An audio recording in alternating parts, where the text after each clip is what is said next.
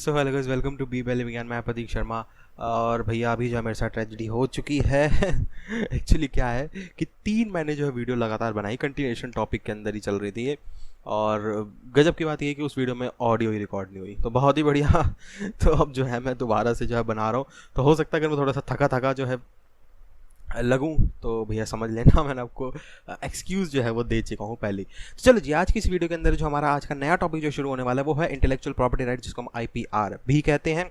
और उसके अंदर जो हमारा आज का टॉपिक जो बड़ा इंटरेस्टिंग रहेगा वो है पेटेंट का। तो ओरिजिन ऑफ पेटेंट, सबसे पहले पेटेंट की बात कर रहे हैं तो बेसिक की जो है यहाँ पर बातचीत जो है कर लेते हैं। So the term patent has its origin in the Latin term लेटराई पेटेंटिस, ठीक है जी, PATENTES, ठीक है। So the expression meant grant of some privilege by the government of the country to one or more individual. तो government of country जो है वो कुछ प्रिविलेजेस देती है किसी बंदे को या बंदों को, मतलब किसी एक इंडिविजुअल को या ग्रुप ऑफ पर्सन्स को या ग्रुप ऑफ इंडिविजुअल्स को।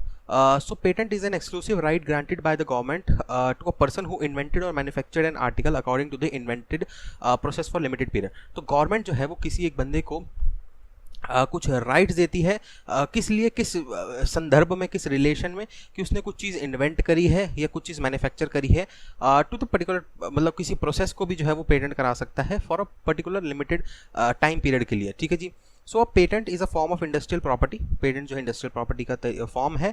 The owner can sell the whole or part of its property, he can also grant licence to others. तो एक प्रॉपर्टी का पार्ट हो गया तो या तो वो उसको पूरा बेच दे या थोड़ा बेच दे या किसी को असाइन कर दे, उस चीज़ के अंदर लाइसेंस दे दे, मतलब।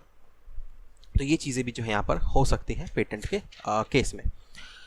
अब जो यहाँ पर कंटिन्यू रखते हैं स्टैट्यूटरी डेफिनेशन ऑफ पेटेंट। अब किताबी लैंग्वेज क्या है पेटेंट के देख लेते हैं। तो patent act 1970 does not define the term patent. तो पेटेंट एक्ट 1970 जो है पेटेंट को डिफाइन नहीं करता है, लेकिन सेक्शन 2 के 1 का M कह रहा है of the act only says that the patent means a patent for any invention granted under this act. तो पेटेंट जो है उसका मतलब ये हो जाएगा कोई भी इन्वेंशन के लिए जो है पेटेंट दिया गया उसे पेटेंट कह देते हैं। लेकिन the term patent can be defined as an exclusive right to use or exercise an invention granted to a person for a limited time period, ठीक है जी, in consideration of the disclosure complete specification of the invention. तो पूरी invention की complete specification दो, सब कुछ दो, उस बिहाफ पर जो है अगर वो अलग चीज़ लगेगी तो उसे पेटेंट करके कुछ पर्टिकुलर टाइम पीरियड के लिए जो है उसे दिया जा सकता है कुछ exclusive rights. So in simple word, a patent is a government sanction monopoly right granted over a new invention for a limited period. The person to whom a patent is granted is known as the patentee. तो जिसको मिला है patent वो पेटेंटी जो है उसे बोला जाएगा। तो the term of the patent in India is 20 years from the date of filing the application for the patent under section 53 का 1। तो 20 साल जनरल में जो है वो दिए जाते हैं पेटेंट के लिए। What kind of protection does a patent offer, किस तरीके की जो है प्रोटेक्शन पेटेंट जो है वो ऑफर कर रहा है। तो patent protection means that the invention can not be commercially made, used, distributed or sold without the patent owner consent.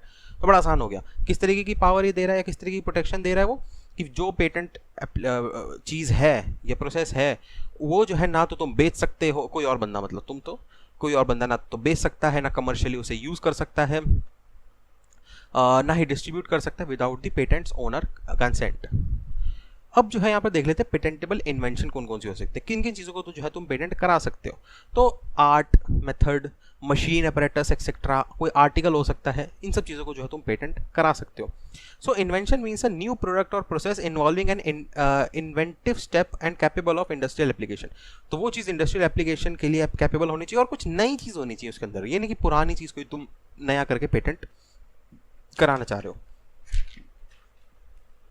अब तो जो अगर हम कंटिन्यू रखें तो presently in order to be patentable an invention must satisfy the following. 3 जो है उसके नेसेसरी पॉइंट्स होते हैं, इसको फॉलो करना पड़ेगा पेटेंट को अगर तुमने रजिस्टर कराना है उसे। तो मतलब पेटेंट कराना किसी चीज़ को, नोवेलिटी, इन्वेंटिवनेस और यूजफुलनेस। समझ लेते हैं कि करके क्या है।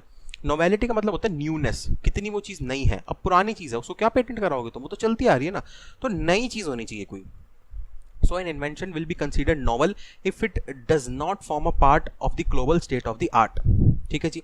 So the state of art comprises all the knowledge of the subject matter of the invention। अब किसी को पता ही है कि ये चीज़ क्या है तो वो नई चीज़ कहाँ रही, नई चीज़ मतलब कोई बिल्कुल ही नई चीज़ जो किसी को पता हो रही है ये क्या बना डाला इसने, तो वो चीज़। So an invention will cease to be novel if it has been disclosed in the public through a type of any publication anywhere in the world before the filing of the patent application in respect of the invention. तो patent तभी भी novel या novelty या फिर newness जो उसके भंग हो जाएगी या हट जाएगी वो पार्ट उसमें से, मतलब नया वो तभी भी नहीं रहेगा कि जब वो तुमने बनाया, पेटेंट एप्लीकेशन फाइल नहीं करी और पहले पब्लिकली उसे एक्सपोज कर दिया, अरे तो लोगों को पता चल गया ना वो तो वो नया क्या रहा, तो एप्लीकेशन फाइल करने का क्या फ़ायदा पेटेंट का। तो ये चीज़ हो गई। तो अगर तुम्हें उस चीज़ को पूरा अपने नाम कराना है तो पहले जब तुमने वो चीज़ बनाई है उसको पहले अपने नाम कराओ, उसके बाद पब्लिकली जो है तुम जो भी करो उसे। Prior use of the invention in the country of interest before the filing date can also destroy the novelty. वही चीज़ हो गई, प्रायर यूज अगर कुछ हो रहा है उसका तो भी उसके नोवेलिटी का जो पॉइंट है वो डिस्ट्रॉय हो जाएगा। दूसरा है inventiveness. It means a feature of invention that involves a technical advance as compared to the existing knowledge or having economic significance of both or both that makes the invention not obvious to a person skilled in art। तो कोई भी technical कुछ तुमने उसमें ऐसी improvement कर दी जो बहुत ही बिल्कुल उस चीज़ को अलग ही बना देती है, उस चीज़ का प्रोसेस अलग बना देती है, यूज़ अलग बना देती है उस चीज़ का, उस चीज़ में एक जान ले आती है, तो वो भी इन्वेंटिवनेस के कैटेगरी में आएगा। नया हो कोई दिक्कत नहीं, नया वाला तो नोवेल न्यूनेस वाला पहला पॉइंट था हमारा। लेकिन कभी कभार कहते कोई चीज़ है ऑलरेडी एग्जिस्ट करती है, उसके अंदर तुमने कुछ ऐसे टेक्निकल चेंजेस कर दिया, कुछ भी तुमने एक ऐसा कर दिया जो उसको एक नई जान दे दे, उसको एक नया कुछ यूजफुल चीज़ बना दे। तीसरा है यूजफुलनेस और इंडस्ट्रियल एप्लीकेशन। ये तो है ही कि भाई वो चीज़ यूजफुल होनी चाहिए, बेकार की चीज़ नहीं होनी चाहिए।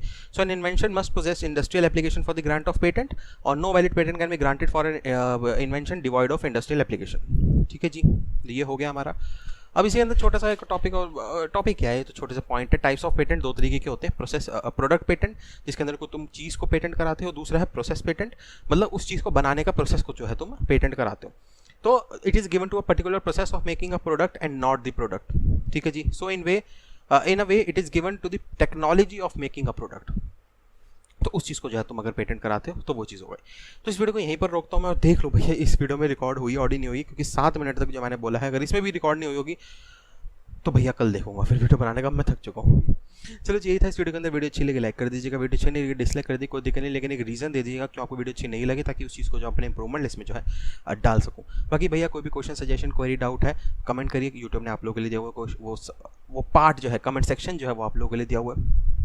बाकी मेरे डिस्क्रिप्शन में मेरे इंपॉर्टेंट कॉन्टैक्ट्स के लिंक दिए हुए हैं, जैसे कि इंस्टाग्राम का लिंक दिया हुआ है और कॉल बिफोर ऐप का, जिसके थ्रू आप मेरे से डायरेक्टली कॉल के थ्रू जो है वो आप बातचीत कर सकते हैं। भाई सब्सक्राइब अगर करा हुआ है तो बहुत ही बढ़िया, नहीं करा तो कर लो, ऐसे इंपॉर्टेंट सब्जेक्ट्स को जो है तुम लोग कर दोगे मिस। और सब्सक्राइब के साथ एक बेल आइकन को उसको क्लिक करके ऑल पे कर देना, ताकि सारी नोटिफिकेशन आपके पास पहुंच जाए जैसे ही मैं कोई भी वीडियो अपलोड करता हूँ वैसे ही। चलो जी, थैंक्स फॉर बी पहले Pratiksha signing out, bye bye, take care and या कोरोना से बच के।